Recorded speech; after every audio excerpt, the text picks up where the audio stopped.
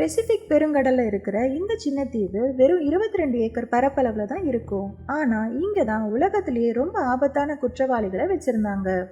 இந்த தீவு கடலுக்கு நடுவுல ஒரு மிகப்பெரிய பாறைக்கு மேல கட்டி இருக்கிறதுனால இத தி ராக்னு சொல்றாங்க.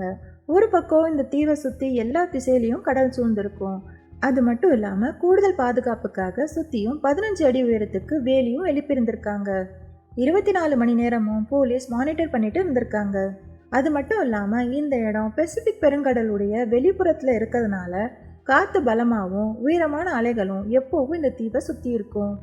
இந்த எல்லா சூழ்நிலைகளையும் கன்சிடர் பண்ணி 1934 வருஷம் இதை ஒரு சென்ட்ரல் ஜெயிலா அனௌன்ஸ் பண்ணியிருக்காங்க. இங்க ரொம்ப கடுமையான பாதுகாப்பு ஏற்பாடுகளை செஞ்சிருந்தாங்க.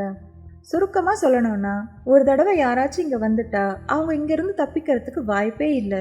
அதனால தான் இந்த ஜெயிலுக்கு பிரிசன் இஸ் இன்எஸ்கேப்பபிள், அதாவது தப்பிக்க முடியாத சிறைன்னு பேர் வந்திருக்கு.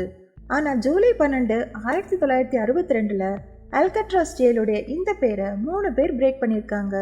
அந்த 3 பேரும் இங்க இருக்கிற போலீஸ் ஆஃபீஸரை ரொம்ப சாமர்த்தியமா ஏமாத்தி தப்பிச்சு போயிருக்காங்க. ஜெயில் கேட்டை திறந்து விட்டாலும் கைதிகளால தப்பிக்க முடியாதுன்னு சொன்ன இடத்துல இருந்து எப்படி 3 பேர் பிளான் பண்ணி தப்பிச்சாங்க? ஃபுல் வீடியோ பார்க்கறதுக்கு சேனல் நேமுக்கு கீழே இருக்கிற லிங்கை கிளிக் பண்ணுங்க.